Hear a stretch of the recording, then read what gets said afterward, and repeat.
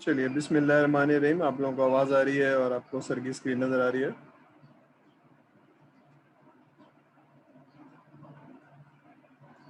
Yes sir. ठीक है। चलिए हम सॉफ्टवेयर इंजीनियरिंग में हमने प्रोसेसेस पढ़े, हमने प्रोसेस मैच्योरिटी पढ़ी और बहुत सारी चीज़ें पढ़ी। अब हम सॉफ्टवेयर में रिक्वायरमेंट इंजीनियरिंग को थोड़ा सा समझेंगे। एक लेक्चर पढ़ रहे, बट ये एक पूरा कोर्स है, requirement engineering, project management, quality assurance. तो रिक्वायरमेंट इंजीनियरिंग को हम थोड़ा सा देखेंगे। तो बिफोर वी गो हम एक थोड़ी सी स्लाइड से रिवाइज कर लेंगे हमने अभी तक क्या पढ़ा था, और फिर हम उसको समझने की कोशिश करेंगे। ये हम पढ़ चुके हैं, ये सिर्फ रिवीजन है कि हमने टिपिकल इंजीनियरिंग अप्रोच पढ़ी थी कि स्पेसिफिकेशन होनी चाहिए और ये डॉक्यूमेंट होने चाहिए, ये आपको समझ में आना चाहिए। ये आ जाएगा तो फिर आपका ये एक प्रोसेस है जिसमें आप डिज़ाइन करते हैं, डेवलप करते हैं और टेस्ट करते हैं before giving it to the customer. तो ये डिलीवरी पार्ट है और ये रिक्वायरमेंट पार्ट है। अभी रिक्वायरमेंट पार्ट बहुत इम्पोर्टेंट क्यों है? ये इसलिए इम्पोर्टेंट है कि अगर मैं आपसे कहूँ कोई चीज़ टेंजिबल हो, कोई चीज़ फिजिकल हो, तो वो रिक्वायरमेंट समझाना आसान हो जाती है, वो एक दूसरे को अंडरस्टैंड करना आसान हो जाती है। ठीक है, अगर आप किसी दर्जी से कपड़ा बनवा रहे हैं या कारपेंटर से कोई टेबल कुर्सी बनवा रहे हैं या सिविल इंजीनियर से घर बनवा रहे हैं, ठीक है, तो वो टेंजिबल है, फिजिकल है, तो रिक्वायरमेंट समझाना आसान है ना। यदि आप घर बनवा रहे हैं तो घर एक मंजिला है, चार मंजिला है, छोटा है, बड़ा है, तो you can always physical thing में उसको लॉक करना, समझना आसान हो जाता है। ठीक है, लेकिन अगर ये लॉक करना समझना ही मुश्किल हो जाए तो बाकी वाली जो काम है, ये वाला काम है, ये मुश्किल हो जाएगा। तो आज हम थोड़ा सा देखेंगे ये वाला काम कितना इंपॉर्टेंट है और ये है क्या चीज़ और कहाँ थोड़ा सा चैलेंज आता है। तो will do it in one lecture, will not do the justice, लेकिन हम क्योंकि सॉफ्टवेयर इंजीनियरिंग पढ़ रहे हैं तो उसका एक पार्ट है जो हम टच कर रहे हैं। लेकिन जब बड़ी क्लास में जाएंगे तो बाकायदा एक पूरा कोर्स है रिक्वायरमेंट इंजीनियरिंग। ठीक है, तो जब आप सॉफ्टवेयर इंजीनियरिंग पढ़ते हैं तो रिक्वायरमेंट इंजीनियरिंग उसके अंदर एक टॉपिक है, प्रोजेक्ट मैनेजमेंट एक टॉपिक है, सॉफ्टवेयर टेस्टिंग एक टॉपिक है। तो हम बहुत थोड़ा थोड़ा समरी टच करेंगे। ठीक है, फिर हमने पढ़ा ये वाला जो है ना स्पेशलाइज रोल है, रिक्वायरमेंट इंजीनियर होता है या बिजनेस एनालिस्ट होता है, ये वाला जो है सॉफ्टवेयर आर्किटेक्ट होता है। ये आप प्रोग्रामिंग करते हैं, कोई लैंग्वेज सीख लेते हैं, डेटाबेस सीख लेते हैं, ठीक है ना। तो आप अब इसमें भी बहुत क्लासिफिकेशन है, front end, back and, stack, ठीक है। अब उसके अंदर वो अब इन दोनों चीज़ों को भी कंबाइन कर दिया, डेवऑप्स कर दिया जो हमने पढ़ा था। ये अलग अलग नहीं होते हैं, ये मिल के कर लेते हैं। बहरहाल, तो ये एक हम इसमें देखेंगे कि रिक्वायरमेंट, ये वाला पोर्शन आज हम पढ़ने जा रहे हैं। ठीक है, क्लियर है? हम आगे चलते हैं। रिक्वायरमेंट होती क्या है? एक तो वो रिक्वायरमेंट है जो यूज़र दे रहे होते हैं। तो requirement not only includes users कि मुझे ये चाहिए, मुझे ये चाहिए, फीचर्स एंड फंक्शनैलिटी वो भी होती है, लेकिन उसके अलावा ऑर्गेनाइजेशन की नीड, कोई प्रोसेस, कोई स्टैंडर्ड, इसी तरह से दूसरी चीज़ें गवर्नमेंट या रेगुलेशन की नीड या इंडस्ट्री स्टैंडर्ड। मसलन मैं बैंक के अंदर एक सॉफ्टवेयर बना रहा हूँ, तो उसके जो की प्लेयर्स हैं या जो भी डिपार्टमेंट के लोग हैं वो अपनी रिक्वायरमेंट बताएंगे। ठीक है, लेकिन बैंक कोई स्टैंडर्ड फॉलो करता है, फॉर एग्जांपल, ठीक है, तो वो भी इसके अंदर शामिल हो जाएगा।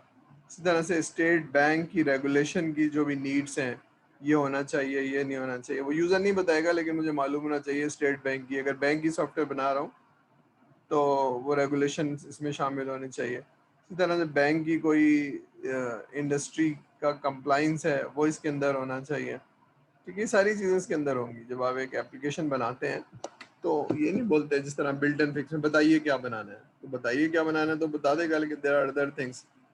ठीक है, तो ये सारी चीज़ें जो है ना, इसलिए requirement is complex. Requirement is a collection of needs arising from the various users and various stakeholders. ठीक है ना। स्टेक होल्डर क्या होता है, यूजर्स क्या होता है, ये थोड़ा सा हम समझेंगे, क्योंकि अगर हम ये मिस कर देंगे स्टेक होल्डर को तो हम लोगों का पॉइंट ऑफ व्यू नहीं लेंगे। तो स्टेक होल्डर उन्होंने कहा कि ऑर्गेनाइजेशन भी है, जिस तरह ये ना ऑर्गेनाइजेशन है, गवर्नमेंट बॉडीज है, इंडस्ट्री स्टैंडर्ड है, ये सारे स्टेक होल्डर्स हैं। अगर मैंने बैंक का एक सॉफ्टवेयर बना दिया लेकिन स्टेट बैंक की कुछ रेगुलेशन है कि जनाब आपका जो एटीएम है वो 1 घंटे से ज़्यादा डाउन नहीं होना चाहिए, कि डाउन है तो हमें रिपोर्ट होगी।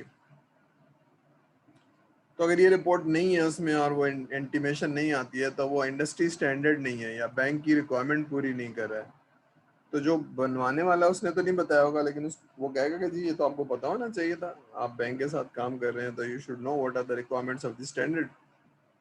ठीक है, तो ये वाली चीज़ें, तो स्पेशलाइजेशन इसके अंदर इतनी हो गई है कि आप एज ए प्रोग्रामर काम नहीं कर सकते हैं, आपको उस इंडस्ट्री के बारे में, उस डोमेन के बारे में पता होना चाहिए। तो पॉइंट यहाँ है कि requirements are complex and multi dimension. तो अगर आपको स्टेट बैंक का सॉफ्टवेयर बनाते हैं तो बैंक की टर्मिनोलॉजीज नहीं पता, बैंक की नॉलेज नहीं है, स्टेट बैंक के बारे में नहीं पता, तो probably you will miss lots of important information.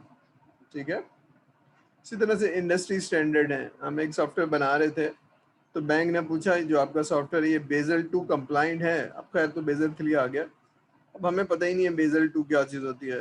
तो फिर उन्होंने बताया जी बेजल 2 एक्चुअली ज़्यादा कुछ नहीं है, लेकिन डेटाबेस एक खास स्टैंडर्ड में होता है। अगर वो डेटाबेस उस तरह से स्ट्रक्चर नहीं है तो आपका जो सॉफ्टवेयर है वो बेजल 2 कंप्लाइंट नहीं है। तो सारी फीचर्स एंड फंक्शनैलिटी है आपके पास, लेकिन वो जो डेटाबेस है वो इस तरह से होना चाहिए। फॉर एग्जांपल जो नाम है वो 30 कैरेक्टर का नहीं होगा, वो 40 का होगा, और 3 होंगे, फर्स्ट नेम, मिडिल नेम, और ये इस तरह से डेटाबेस के अंदर कोई चीज़ नहीं। तो वो अगर स्टैंडर्ड नहीं है तो आपने एक बहुत मेहनत करके 8 महीने 10 महीने में एक सॉफ्टवेयर बना लिया, but this is not an standard practice of the industry. ठीक है, तो फिर आपका तो इसलिए इसके अंदर इतनी डेप्थ है, इतनी सारी वो चीज़ें, तो हर चीज़ के बारे में आपको पता होना चाहिए। ठीक है, इसी तरह से आ, अब डेफिनेशन है यूजर्स पर्सपेक्टिव और डेवलपर्स पर्सपेक्टिव, या यूजर्स व्यू और डेवलपर्स व्यू। अब जाहिर सी बात है, यूजर बैंक का अगर यूजर है तो वो बैंक की टर्मिनोलॉजी बोलेगा, वो बैंक के स्टैंडर्ड्स बोलेगा। ठीक है, और जो आपको समझ में आना चाहिए, लेकिन आप क्योंकि सॉफ्टवेयर इंजीनियर हैं और आपका जो पर्सपेक्टिव है वो टेक्नोलॉजी है, तो some other characteristics under the hood. Under the hood का मतलब है गाड़ी जैसे चल रही है, गाड़ी के अंदर क्या है, इंजन क्या है, हम डेटाबेस कैसे है, तो दोनों की सोचने का अंदाज दोनों का, ठीक है ना, दे आर डिफरेंट पीपल। फिर एक ऑथर है कार्ल वीगर्स, ये मेरे पसंदीदा ऑथर हैं क्योंकि ये सॉफ्टवेयर इंजीनियर, रिक्वायरमेंट इंजीनियर है। A requirement is a property that product must have, ठीक है ना, provide value to the stakeholder. यानी उसके अंदर जो आपको काम करना है वो होगा तो वैल्यू मिलेगी, अगर वो नहीं होगा तो वैल्यू नहीं मिलेगी। हम बताएंगे अभी वैल्यू क्या होती है। एक्चुअली बेनिफिट्स होते हैं जो सॉफ्टवेयर से मिलने चाहिए। ठीक है ना, तो रिक्वायरमेंट क्या चीज़ है? रिक्वायरमेंट स्पेसिफिकेशन है जो इम्प्लीमेंट होनी चाहिए। इसका क्या मतलब है? मसलन यूजर ने बताया कि जनाब एक स्क्रीन होना चाहिए, उसमें ये होना चाहिए। फॉर एग्जांपल जैसे आप एलएमएस की बात कर लें कि आप अपनी यूजर आईडी से लॉगिन करते हैं, जब सेमेस्टर शुरू होता है तो आपको कोर्स एलोकेट हो जाते हैं। ठीक है ना, तो जो जो अपनी अपनी आईडी से आ जाएगा उसको डिफरेंट कोर्सेज अपनी चॉइस के हिसाब से होंगे, उसमें प्री रिक्विजिट्स हैं। तो रिक्वायरमेंट क्या है कि जब मैं यूज़र आईडी से लॉगिन हूँ तो मुझे कोर्सेज नज़र आ जाएं, मैं फ़ीस पे करूँ तो पेड लिखा हुआ आ जाए, मैं अपने पुराने रिजल्ट्स देख सकूँ और फिर मैं ये कर सकूँ, मैं अपनी ट्रांसक्रिप्ट प्रिंट, ये रिक्वायरमेंट है एलएमएस के अंदर जिससे। तो अगर ये रिक्वायरमेंट पूरी नहीं हो रही है तो स्पेसिफिकेशन है और इसको इम्प्लीमेंट करना है, यानी सिस्टम में ये सारी चीज़ें होनी चाहिए। ठीक है, ऐसा ना हो कि मैं लॉगिन आईडी से यूज़ करूँ और मुझे और लोगों का डेटा नज़र आ रहा हो, which is a security breach, कि मैं किसी और का डेटा देख पा रहा हूँ। अब ये सारी चीज़ें, तो जो स्पेसिफिकेशन है वो सॉफ्टवेयर के अंदर होनी चाहिए। तो ये पहली लाइन है, specification is what should be implemented. They are descriptions of how the system should behave. इसका क्या मतलब है? इसका मतलब ये है कि सिस्टम को इस तरह से बिहेव करना चाहिए, इस तरह से रिस्पॉन्स करना चाहिए, ठीक है ना? अगर वो नहीं कर रहा है तो इट्स अ बग।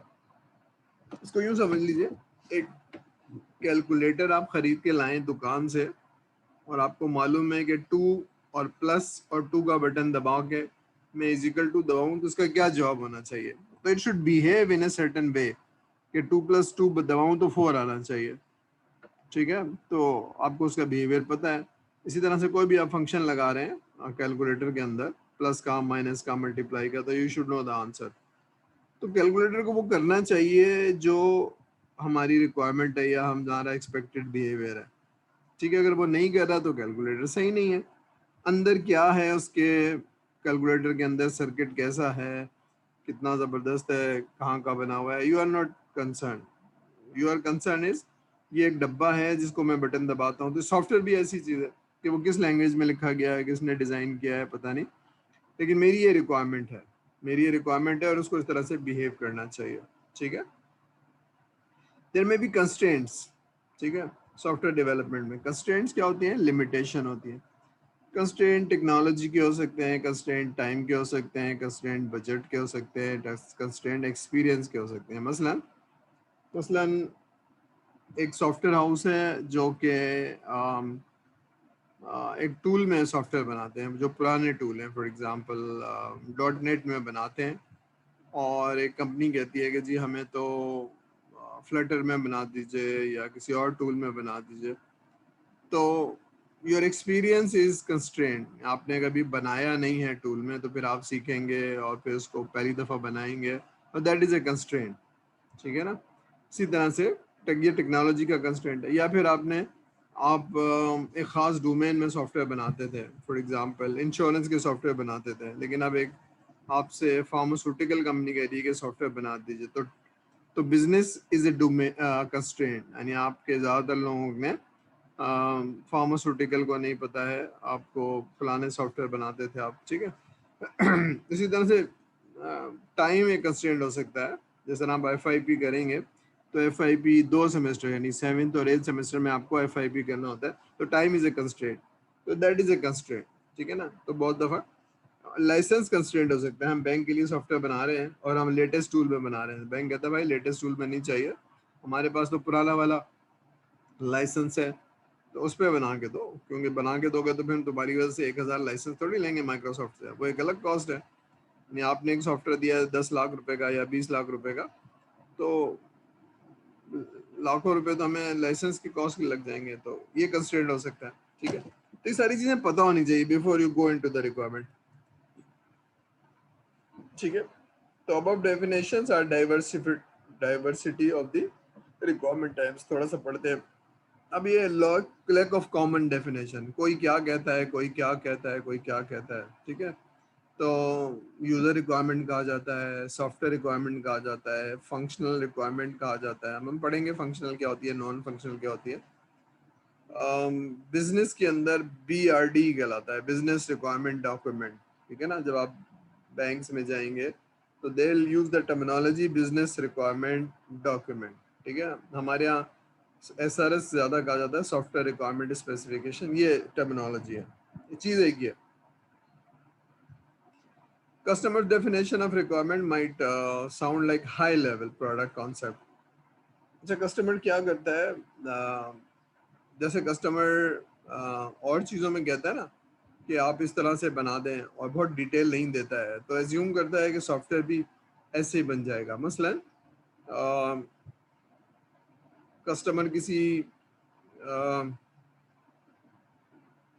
घर बनवा रहा है और बता देगा बस 2 कमरे होने चाहिए, एक बाथरूम होना चाहिए, आप बना दें। अब ये और बात है कि स्टैंडर्ड डेफिनेशंस में बहुत सारी चीज़ें, कमरा इससे छोटा नहीं होगा, इससे बड़ा नहीं होगा, ये बहुत सारी चीज़ें स्टैंडर्ड हैं, लेकिन सॉफ्टवेयर के अंदर तो ये सारी चीज़ें स्टैंडर्ड नहीं हैं। ऑल्दो के बहुत सारी चीज़ें आ गई हैं, फॉर एग्जांपल बने बनाए ERP आ गए हैं, बने बनाए CRM आ गए हैं, बने बनाए, ठीक है ना? लेकिन बहरहाल कस्टमर को रिक्वायरमेंट देनी ज़रूरी है। फॉर एग्जांपल हम एक बैंक के पास गए तो उसने कहा ट्रेजरी का सिस्टम चाहिए। अब हम NID से पढ़े हुए टेक्नोलॉजी के बोलने वाले, अब ट्रेजरी तो हमें पता ही नहीं है। जिन साहब ने भेजा था वो हमारे क्लास फेलो रहे थे। तो अब ट्रेजरी समझो पहले बैठ के, उसके बाद फिर हम उनसे बात करेंगे, फिर हमें समझ में आएगा। तो भाई ट्रेजरी होती क्या है बताइए? ठीक है, तो बहुत ही हाई लेवल की रिक्वायरमेंट वो बता देते हैं, या आप बताएंगे भी तो 1 घंटे में पूरा बता देंगे। ट्रेजरी यहाँ से शुरू होती है, ये होता है, ये होता है, फिर हम उसको पैसे देते हैं, फिर वो उसमें इन्वेस्ट करते हैं, और फिर वो जो फायदा होता है तो फिर हम कस्टमर्स को दे देते हैं। इस तरह से दैट इज ट्रेजरी। ठीक है ना? तो बहुत ही हाई लेवल में बताएगा वो, इन टर्म्स ऑफ प्रोसेस नहीं बताएगा, इन टर्म्स ऑफ स्क्रीन्स, डेटाबेस नहीं बताएगा। आपको तो चाहिए ना स्क्रीन में क्या होना चाहिए, कितनी बड़ी फील्ड होनी चाहिए वो, ठीक है, तो उस तरह से नहीं बताएगा। तो अब ये सारी चीजें हैं जो अ, उस तरह से नहीं बताएगा जिस तरह से आपको चाहिए, तो आप बनाएंगे कैसे? ठीक है ना? आपको तो बहुत डिटेल रिक्वायरमेंट चाहिए। ठीक है, अब ये सारे चैलेंजेस है।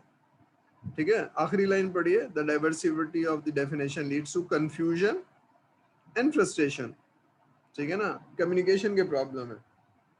क्या प्रॉब्लम है? जो कस्टमर है वो तो सुबह से शाम यही करता है ना, ट्रेजरी का काम करता है, या कोऑपरेट बैंकिंग करता है, या कोई और चीज़ करता है, फाइनेंसिंग करता है, सुबह से शाम वो यही करता है। उसने एमबीए किया हुआ है और वो 10 साल से यही काम करता है। तो आपने तो नाम ही पहली दफ़ा सुना है ट्रेजरी का, फाइनेंस का, या इजारा का, या जो भी है लीजिंग का, या थोड़ा बहुत कॉन्सेप्ट है आपको, तो उससे सॉफ्टवेयर तो नहीं बन सकता। तो ये है कम्युनिकेशन गैप। कम्युनिकेशन क्या है कि एक आदमी बिजनेस की टर्मिनोलॉजी में बात कर रहा है जो यूज़र है, और आप जो है वो टेक्नोलॉजी की टर्मिनोलॉजी में सोच रहे हैं, पढ़ रहे हैं, क्योंकि आप उसी तरह से, तो probably you will not be able to understand. तो कम्युनिकेशन गैप आ गया। ठीक है, और यहाँ से फिर वो डिसएग्रीमेंट और झगड़ा शुरू हो जाएगा कि आप तो समझे नहीं। कंफ्यूजन है ना यार, बता तो चुका हूँ इतनी दफ़ा, आपकी समझ में क्यों नहीं आ रहा है? अब ये यूज़र जो है ना वो फिर चिढ़ना शुरू हो जाएगा। तो अब आज की एक्सपेक्टेशन क्या है फ्रॉम यू, जो टेक्नोलॉजी के लोग हैं? वो एक्सपेक्टेशन ये है कि अगर आप रिक्वायरमेंट लेने जा रहे हैं तो you are not a developer, आपको रिक्वायरमेंट इंजीनियरिंग पढ़ लेनी चाहिए और डोमेन के एक्सपर्ट होने चाहिए आप। ये उनकी एक्सपेक्टेशन है। अगर ये नहीं है तो फिर आप ना जाए, वरना कस्टमर चिढ़ जाएगा। ठीक है, बात समझ में आ रही है? तो रिक्वायरमेंट इंजीनियरिंग या रिक्वायरमेंट लेने से पहले आपको उसकी बेसिक्स आनी चाहिए। अगर आप बैंक में जा रहे हैं तो बेसिक्स अगर नहीं आती तो कस्टमर आपको से बात नहीं करेगा, मतलब करना नहीं चाहेगा, चिढ़ जाएगा कि कोई आदमी जो नॉलेज हो उसको भेजो, वरना मैं उसको बेसिक्स बैंकिंग की थोड़ी बताऊंगा। यहाँ बात समझ में आ रही है कि उसकी एक्सपेक्टेशन क्या है जब आप जाते हैं और आपको बैंकिंग नहीं पता? अब आप देखिए ना, अगर आपने सॉफ्टवेयर इंजीनियरिंग पढ़ी हुई और एक बैंक आपको भेज दिया है और आपको बिल्कुल कुछ नहीं पता है, तो वो चिढ़ जाएगा और आपको बताएगा नहीं, कहेगा किसी ऐसे आदमी को भेजो जिसको बैंकिंग आती हो। तो ये कम्युनिकेशन का प्रॉब्लम समझ में आ रहा है, एक्सपेक्टेशन कस्टमर की समझ में आ रही है? समझ में आ रही है भाई?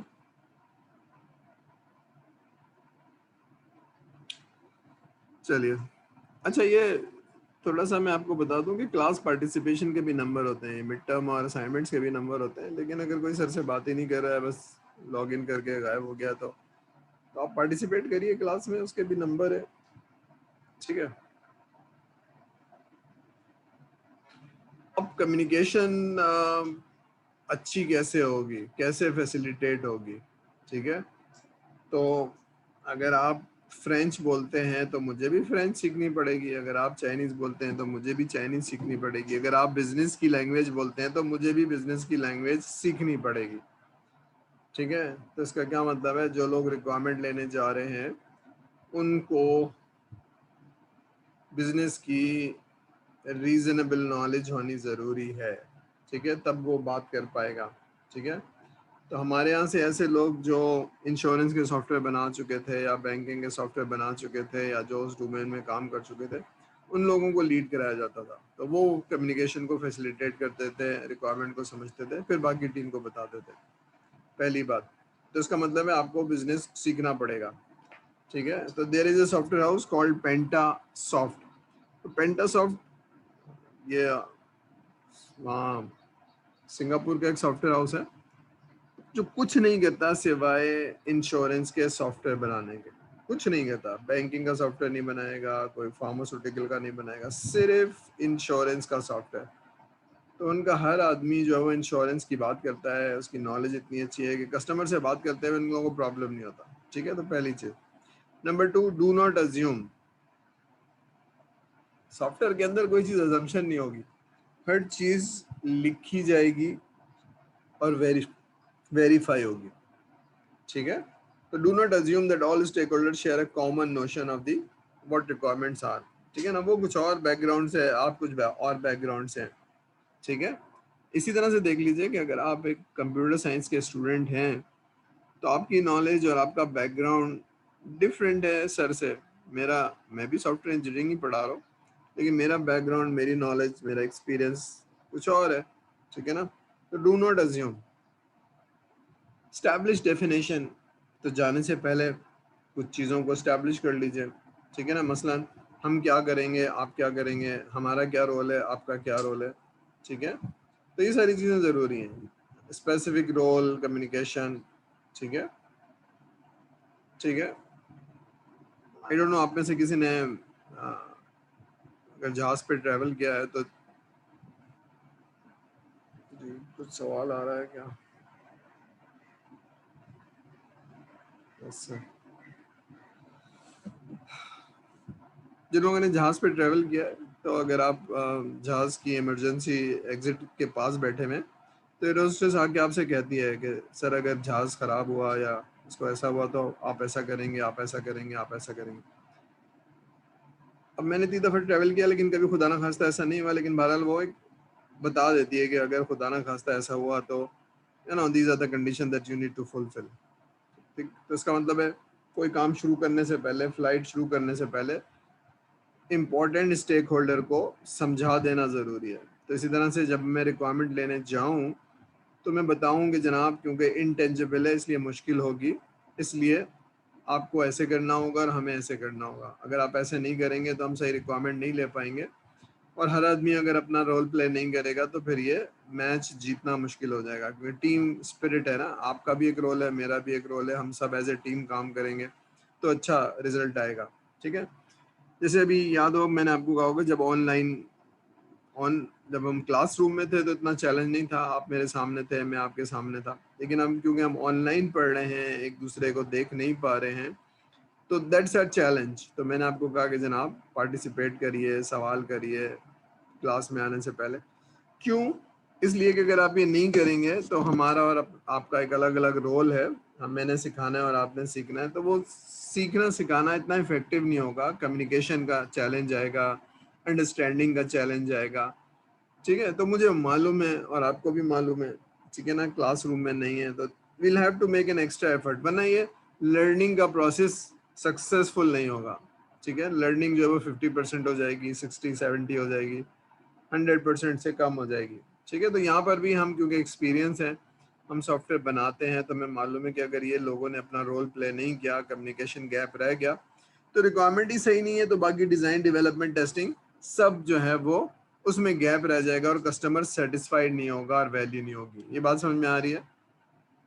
क्लियर हो रही है? जाने से पहले कुछ रोल्स इस्टेब्लिश कर लें, कुछ गवर्नेंस इस्टेब्लिश कर लें, कौन बताएगा, कौन अप्रूव करेगा, और अगर समझ में नहीं आ रही है तो क्या करेगा। एज्यूम करिए मैं बैंक में गया हूँ और बैंक में जो साहब हैं वो नॉलेजेबल नहीं है और वो कह रहे हैं बस ऐसे ही बनता है। अब मुझे क्योंकि बैंक की नॉलेज है, मैं, मुझे मालूम है कि साहब गलत बता रहे हैं, तो मैं पूरे बैंक को स्टेक पे नहीं लगा सकता हूँ। ठीक है ना, जो उन्होंने कहा था वो बना दिया वो। तब आई नीड टू अंडरस्टैंड कि ये इसको वेरीफाई कौन करेगा, इसको कौन। ठीक है, तो मुझे सारी चीज़ें मालूम होनी चाहिए कि अगर ये आदमी सही नहीं है तो मुझे क्या करना चाहिए। तो वी नीड टू अंडरस्टैंड कि बताने वाला कौन है, अप्रूव करने वाला कौन है। ठीक है, तो क्योंकि बड़े सॉफ्टवेयर के अंदर फिर ये मसला हो जाएगा। एक आदमी ने अगर गलत रिक्वायरमेंट दे दी है, फॉर एग्जांपल एक एचआर का सिस्टम बना रहा हूँ और मुझे मालूम है मैं 4 सिस्टम बना चुका हूँ, या मुझे I got a reasonable good knowledge, तो मुझे मालूम होना चाहिए कि भाई ये ठीक है। तो इसलिए सॉरी सॉरी सॉरी ठीक है, तो आगे चलते हैं। तो एक चीज जहन में रखिए, requirement specification do not include design. ठीक है ना, यानी यानी आर्किटेक्ट एक अलग काम है। तो ठीक है, तो हमारा सारा काम है क्या बनाना है, ठीक है ना। तो देयर इज अ कंफ्यूजन, क्योंकि जब मैं प्रोफेशनल्स को पढ़ाता हूँ रिक्वायरमेंट इंजीनियरिंग, तो वो डेटाबेस और डिज़ाइन और आर्किटेक्ट, तो मैं कहता हूँ भाई ये रिक्वायरमेंट इंजीनियर का काम नहीं है कि कैसे बनाना है, ठीक है। वो आर्किटेक्ट, मैंने बताया ना, अलग काम है। क्या बनाना है ये काम है आपका एज ए रिक्वायरमेंट इंजीनियर, ठीक है ना। What you intend to build, ठीक है। तो requirement showing what the system should do rather than how it should be done. इसका मतलब ये है कि जब आपको मैं कुछ बता रहा हूँ और आप सोच रहे हैं कि इसमें इतनी फील्ड होंगी और इतनी बड़ी होंगी, तो वो कहता है नहीं ऐसे नहीं करें। आप ये देखेंगे उसको स्क्रीन पे क्या चाहिए, कस्टमर की पर्सपेक्टिव को समझने की कोशिश करें, ठीक है ना। आप टेक्नोलॉजी के आदमी हैं तो आप फॉरन in terms of database, in terms of screen सोचना शुरू हो जाएंगे। तो कह रहा है डोंट डू दैट, ठीक है ना। इसके डिसएडवांटेजेस हैं, ठीक है। अब स्टेक होल्डर कौन है? तो ऐसा आदमी जो जिसका स्टेक इस प्रोजेक्ट के ऊपर है। इसका क्या मतलब है, पढ़िए फिर मैं समझाता हूँ।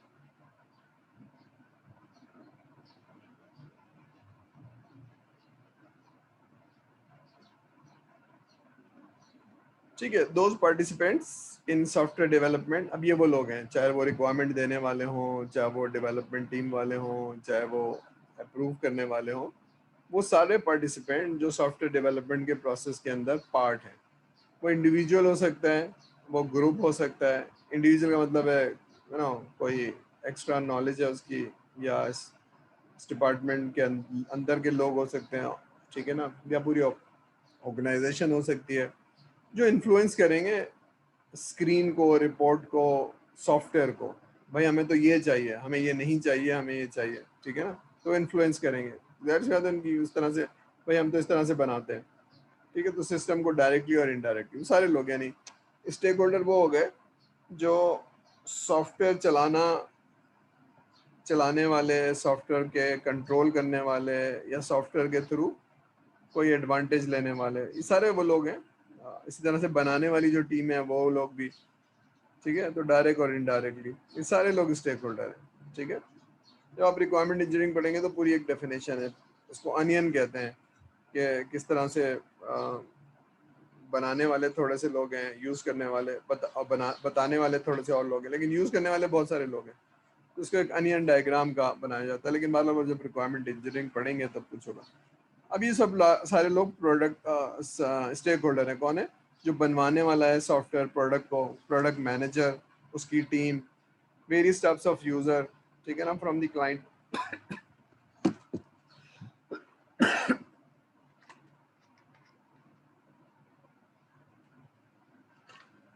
अब वेरियस टाइप्स ऑफ यूजर का मतलब है, फॉर एग्जांपल एक डिपार्टमेंट है सेल्स। तो जब आप सॉफ्टवेयर इंजीनियरिंग पढ़ेंगे तो आपको ये मालूम होगा कि कम से कम 3 तरह के क्लाइंट होते हैं। तो उनसे रिक्वायरमेंट भी 3 अलग अलग तरह से ली जाती है। मसलन एक वो लोग हैं जो कीबोर्ड इस्तेमाल करते हैं, जिसको आप यूजर कहते हैं, ठीक है। तो उसका सोचना और उसका बेनिफिट कुछ और है। वो चाहेगा कि मैं जल्दी से और आसानी से काम कर लूँ, कीबोर्ड यूज करता है ना, वो माउस यूज करता है, यानी डेटा एंट्री वही करता है, ठीक है। उसका पर्सपेक्टिव कुछ और है। लेकिन उसका जो बॉस है वो चाहेगा चीजें गलत ना हो, कंट्रोल हो, और मुझे सही इंफॉर्मेशन मिले। डेटा एंट्री कोई भी करता है, लेकिन मुझे, तो ये दूसरे लेवल का यूजर है। लेकिन वो स्पॉन्सर जो कंपनी का मालिक है जिसने आपको बुलाया है, वो कंसर्न नहीं है कि स्क्रीन पे क्या एंटर करते हैं, और वो कंसर्न नहीं है कि आप आसानी होती है नहीं, वो कंसर्न है बिजनेस, कि ये सॉफ्टवेयर लेने से चीज़ें जल्दी हों, कंट्रोल अच्छा हो जाए और मेरा बिजनेस एक्सपेंड करे। तो समझ में आ रही है, तीनों का पर्सपेक्टिव अलग है। जो आदमी करोड़ों रुपए आपको दे रहा है, टाइम दे रहा है, उसका पर्सपेक्टिव बिजनेस को एक्सपेंड करना है, निटिग्रिटी नहीं है। लेकिन जो डिपार्टमेंट का हेड है उसको ये है कि गलती ना हो, कंट्रोल पे ज़्यादा फोकस होता है। लेकिन जो आखिरी वाला आदमी है उसको होता है कि कीबोर्ड या माउस या कंप्यूटर सॉफ्टवेयर चलाना आसान हो जाए, चीज़ें आसान हो जाएं, ठीक है। तो ये अलग अलग पर्सपेक्टिव से डिफरेंट यूज़र होते हैं, वो सोचते ही अलग हैं, बिल्कुल तरीके से अलग। सोचते हैं। तो अब ये अगर आपको ये पता नहीं है तो आप मिस्टेक करेंगे और हर दफ़ा नीचे वाले लोगों से पूछते रहेंगे। नीचे वाले लोगों को से पूछें, लेकिन वो सारी चीज़ें ट्रेस बैक होनी चाहिए स्टेक होल्डर से, कंट्रोल और ट्रेस बैक होनी चाहिए स्पॉन्सर से। ठीक है, तो हम इसको ज़रा नेक्स्ट आगे चल के ज़रा देखते हैं। ये बात समझ में आ रही है कि डिफरेंट टाइप के यूज़र होंगे। क्लियर हो रही है ऑर्गेनाइजेशन में आप जाएंगे तो, वरना फिर आपसे रिक्वायरमेंट ली नहीं जाएगी। बहरहाल ये स्पेशलाइजेशन है, लेकिन एक फ्लेवर दिया जा रहा है आपको इस लेक्चर के अंदर कि अगर आपने लार्ज एंड कॉम्प्लेक्स प्रोजेक्ट को, जो आपने बताया था ना सर ने, कि अगर इसको इंजीनियरिंग की तरह से नहीं लिया तो सॉफ्टवेयर प्रोफेशनली नहीं बन पाएगा आपसे। 3 दोस्त 4 दोस्त जैसे बना रहे हैं वैसे नहीं बन पाएगा। ठीक है ना। तो ये वैसे ही जैसे अगर आप एक मैंने एग्जांपल भी दी थी कि एक मिस्त्री जिसको दीवारें बनानी आती है वो एक 50 मंजिला बिल्डिंग नहीं बना सकता, क्योंकि उसको इंजीनियरिंग नहीं आती है। ठीक है, तो इसी तरह से लार्ज और कॉम्प्लेक्स बैंकिंग एप्लीकेशन, वो आर्किटेक्ट ना हो, उसको सॉफ्टवेयर इंजीनियर ना हो, वो डेवऑप्स ना हो, वो टेस्ट इंजीनियर, वो नहीं बना सकेगा। तो इतनी डेप्थ है। ठीक है, तो ये सिर्फ फ्लेवर आपको दिया जा रहा है कि रिक्वायरमेंट एक बहुत कॉम्प्लेक्स और मल्टी डायमेंशन है। तो जाने से पहले आप लोगों को बारे में बताओ कि यहाँ 3 किस्म के लोग होंगे, उनकी पर्सनैलिटी क्या होगी। मेरे मुंह से सुना होगा ह्यूमन इंटेंसिव होती है, यानी लोग, एक आदमी है जो चिड़चिड़े हैं, उनसे रिक्वायरमेंट लेनी है। सर मैं नहीं जाऊंगा, भाई जाना तो है, सर आप किसी और को भेजें, मैं फलानी जगह चला जाऊंगा, इसके पास नहीं जाऊंगा। अब बताइए, एक मेरा रिक्वायरमेंट इंजीनियर कह रहा है कि जी मैं उधर नहीं जाऊंगा क्योंकि वो आदमी जो है ना वो खुश मिजाज नहीं है, बदतमीज होंगे, जाहिर सी बात है। तो तब जाके लेना है रिक्वायरमेंट, उसी आदमी से लेना है। चलो अच्छा मेरे साथ चलो, तो मैं जाऊंगा, मैं उनको थोड़ा सा कंट्रोल करके दिखाऊंगा, वो करेंगे बदतमीजी, लेकिन बाहर उनको कंट्रोल करना हो। मैंने कहा देखा तुमने, हाँ सर वो आपसे भी कर रहे थे लेकिन आपने उनको जवाब ही नहीं दिया। मैंने कहा हाँ, बस ऐसे ही होता है। अब ये सारी चीजें आपको सीखनी पड़ेंगी। ठीक है ना। तो क्योंकि कस्टमर की एक्सपेक्टेशन बहुत हाई है आप लोगों से। तो requirement engineering and stakeholder, तो अब जरा जहन में रखिए कि हम सॉफ्टवेयर इंजीनियरिंग पढ़ रहे थे, उसके अंदर रिक्वायरमेंट इंजीनियरिंग आ गई, इसी तरह से क्वालिटी इंजीनियरिंग आ जाएगी, इसी तरह से टेस्ट। ठीक है, तो रिक्वायरमेंट इंजीनियरिंग क्या है कि जनाब आपके पास हाई क्वालिटी रिक्वायरमेंट्स हो। अब what is high quality and what is bad quality, किसी के जहन में आ रहा है कि what is high quality requirement and what is bad quality? जहन में आ रहा है कुछ किसी के? अब देखिए उसने 2 चीजें लिखी हुई है मैंने, इनकम्प्लीट एंड इनकंसिस्टेंट रिक्वायरमेंट जो है वो, अगर आपके पास रिक्वायरमेंट कंप्लीट नहीं है तो सॉफ्टवेयर कैसे बनाएंगे? इनकंसिस्टेंट, अब ये 2 लफ्ज है। अब रिक्वायरमेंट इनकम्प्लीट कैसे होगी, मुझे कैसे पता चलेगा? और इनकंसिस्टेंट कैसे होती है? ठीक है, तो इसका मतलब है मुझे ये सारी चीज़ें मालूम होनी चाहिए, रिक्वायरमेंट कंप्लीट कैसे होती है। तो डेफिनेशन ये है रिक्वायरमेंट कंप्लीट होने की कि रिक्वायरमेंट तब कंप्लीट होती है जब बेयर मिनिमम आप एक टेस्ट केस लिख सकें। अगर आप टेस्ट केस नहीं लिख पा रहे हैं, उसको वेरीफाई नहीं कर पा रहे हैं, उसको कंप्लीट नहीं कर पा रहे हैं, तो रिक्वायरमेंट कंप्लीट नहीं है। ठीक है, इसलिए कह रहा हूँ क्या, कुछ चीज़ों पे तो आपको मालूम है, जिसकी डोमेन की नॉलेज होगी आपको मालूम होगा ये रिक्वायरमेंट कंप्लीट नहीं है, लेकिन कुछ जगहों पे डोमेन की नॉलेज नहीं है, तो फिर क्या करेंगे? फिर आप टेस्ट करके देखेंगे। आप पेरोल लिख रहे हैं और आप चला के देख रहे हैं कि जी अगर इतना हो तो इतना टैक्स लगना चाहिए और ये कैलकुलेट होना चाहिए और ये आना चाहिए। तो अगर आप उसको टेस्ट नहीं कर पा रहे हैं तो रिक्वायरमेंट कंप्लीट नहीं है। अब उस डिटेल में नहीं जा रहा हूँ, लेकिन बहरहाल इनकंसिस्टेंट क्या है? इनकंसिस्टेंट ये है कि जनाब एचआर के डिपार्टमेंट में जा रहा हूँ तो एक साहब कह रहे हैं कि नहीं जनाब ये ऐसे बनता है, तो दूसरे साहब कह रहे हैं नहीं जनाब ये ऐसे बनता है, और आपस में बिल्कुल कह रहे हैं कि जी हम ऐसे बनाते हैं तुम ऐसे बनाते हो। अच्छा, ये खास तौर पे ऐसी जगहों पर जहाँ पर डिपार्टमेंट मुख्तलिफ हों। फॉर एग्जांपल हम एक डिस्ट्रीब्यूशन कंपनी का बना रहे थे, तो कराची वाला प्रोसेस कुछ और है, लाहौर का प्रोसेस कुछ और है, मुल्तान का प्रोसेस कुछ और है। अब सॉफ्टवेयर तो एक बनेगा। तो सीईओ कह रहे नहीं ये प्रोसेस हमारा एक है। मैं कह रहा हूँ एक नहीं है भाई, वो 3 लोग 3 तरह से बता रहे हैं। इनकंसिस्टेंट हो गई ना रिक्वायरमेंट। 3 लोग या 3 शहर के लोग अलग अलग प्रोसेस चलाते हैं एक ही ऑर्गेनाइजेशन के अंदर, तो सॉफ्टवेयर तो एक ही होगा, ये वाला होगा या इनका होगा? बताइए कौन सा सही है, तो आप बताएंगे। तो रिक्वायरमेंट, अच्छी रिक्वायरमेंट कौन सी है? जो कंप्लीट हो और यूनिफाइड हो, इनकंसिस्टेंट ना हो। जब आप ग्राउंड पे उतरते हैं तो आपको पता चलता है तो बहुत इनकंसिस्टेंसी है। वो तो ये बता रहे हैं, वो तो कह रहे हैं भाई यही तो करना है, यही तो कंट्रोल करना है, इनको ये अलाउ नहीं करना है। तो जो मिडिल टीयर है वो कह रही है ये अलाउ नहीं करना है, यूजर कह रहा है हमें ऐसा चाहिए। तो डिफरेंट किस्म के लोगों की अंडरस्टैंडिंग डिफरेंट है, ठीक है। तभी मैं रिक्वायरमेंट में नहीं गया हूँ, लेकिन आपको समझ में आ रहा है लोगों का बिहेवियर, लोगों की अंडरस्टैंडिंग, लोगों की कम्युनिकेशन ह्यूमन इंटेंसिव है, ईगोज हैं, इमोशंस हैं। तभी हम रिक्वायरमेंट में गए नहीं है, वो हम नेक्स्ट लेक्चर में पढ़ेंगे। लेकिन do you understand the complexity of the human personality, understanding, mindset? समझ में आ रही है बात स्टूडेंट? समझ में आ रही है सर की बात? ठीक है, चलिए इसको मैं यहाँ रोक लेता हूँ। थोड़ा सा थ्योरी है और ड्राई है इसलिए तो ठीक है, लेकिन हम उसको ज़रा एक जनरल सी बात कर लेते हैं। तो लेक्चर ख़त्म होने वाला है, ठीक है, तो 1 मिनट रह गया, उसके बाद हम दोबारा से लॉग इन करेंगे, अटेंडेंस ले लेंगे। मैं यहाँ ज़रा रोक के समझा रहा हूँ आपको, मैं हमने अभी तक क्या पढ़ा है और क्यों ये थ्योरी लग रही है, लेकिन ये थ्योरी नहीं है। मैं ज़रा इसको होल्ड करके समझाता हूँ आपको। मैं पहली वाली डायग्राम पे लेके जा रहा हूँ आप लोगों को, ये वाली, ठीक है। अब मैं समझा रहा हूँ आपको।